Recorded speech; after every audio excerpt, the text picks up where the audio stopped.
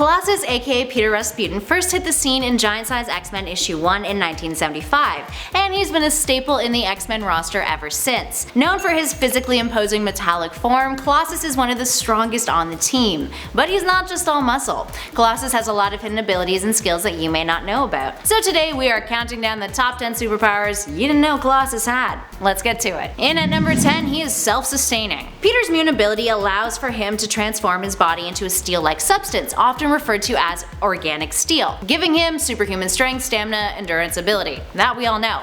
But did you know that this organic steel is self-sustaining? When in this form, he does not require any food or water or nutrients since his internal organs are replaced with steel. He also doesn't produce waste, which should be a given. Although it's worth noting that he is only self-sustaining in this form for extended periods of time, basically for as long as he can consciously maintain that form. In other words, if he's ever knocked unconscious, he'll revert back to his human form. He also does not need to breathe when in this form, meaning he can travel underwater or be in harsh environments as long as he maintains the form. Moving on to number 9, his body is made of the third strongest metal. While having a body created out of the third strongest metal in the universe doesn't really seem like something to brag about, it is still impressive nonetheless. Colossus's organic steel is third to vibranium and adamantium in terms of durability.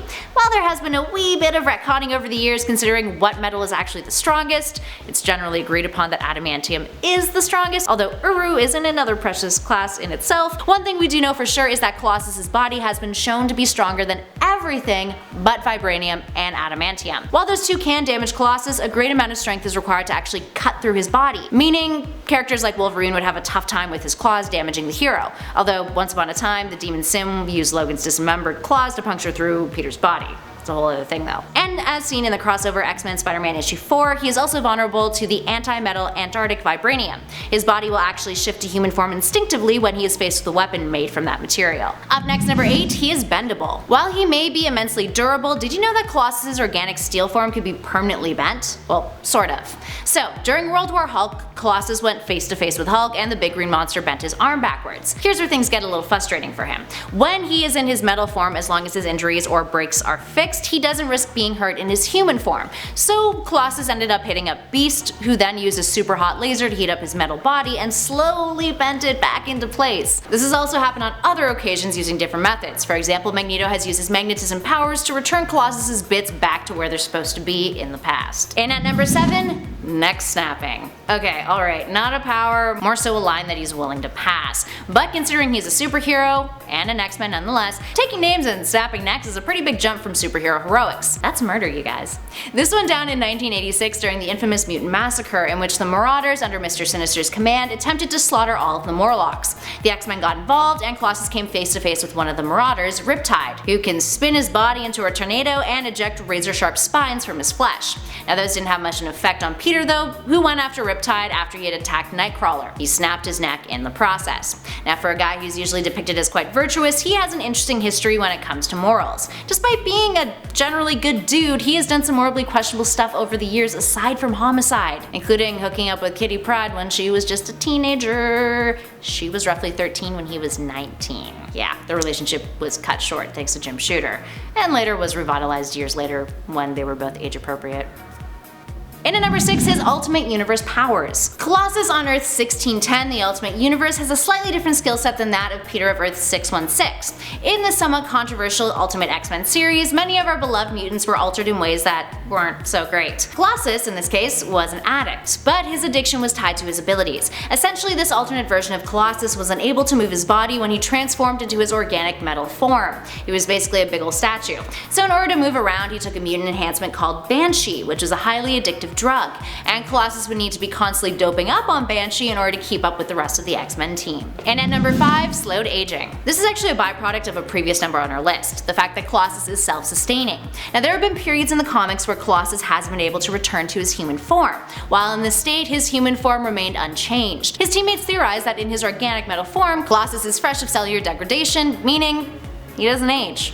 And at number 4, immunity. While anyone could take a shot in the dark and assume that with a bod like his, Colossus is pretty durable and therefore immune to a lot of attacks, the exact extent of that immunity is pretty mind-blowing. His organic metal body is impervious to oxidization, therefore he never rusts. This also extends to immunity from biotoxins and biohazards. While he does need to sanitize himself before returning to his human form when exposed to these kinds of hazards in order to kill any lingering microbes, That's still really impressive. Plus he's resistant to magic attacks and electricity. Damn. Moving on to number 3, liquefied metal. During the Omega World storyline, Colossus became a Horseman of Apocalypse, specifically the Horseman of War. This went down in Extraordinary X-Men when he and his team traveled to a place called Omega World and came across the powerful big bad Apocalypse. Colossus, being the virtuous dude he usually is, sacrificed himself to save his team, and Apocalypse turned him into one of his horsemen. The power upgrade gave him a new ability alongside boosting the ones he already possessed. He could turn his body into liquefied metal, kinda like the Terminator in Terminator 2, not the Arnie one. He could use this form to extend his limbs and attack foes dozens of feet away. Up next at 2, the Phoenix Force. Peter was once part of the Phoenix Five and was endowed with the Phoenix Force alongside Emma Frost, his sister Magic,